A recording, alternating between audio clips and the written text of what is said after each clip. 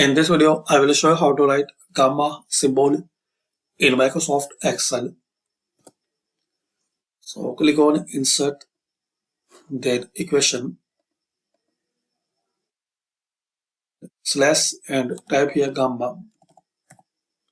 Press spacebar one time. So this method you can write any symbol like beta,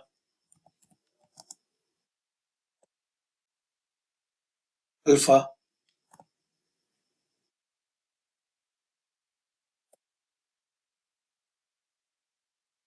pi symbol.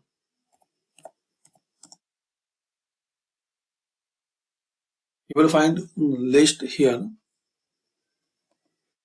You can see the shortcut once you press and once you hover on that symbol.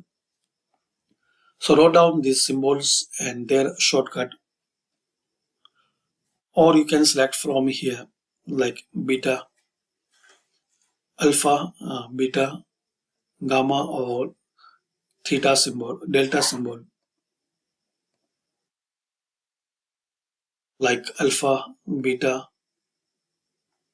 gamma, or delta symbol. Thanks for watching. Comment this video useful for you.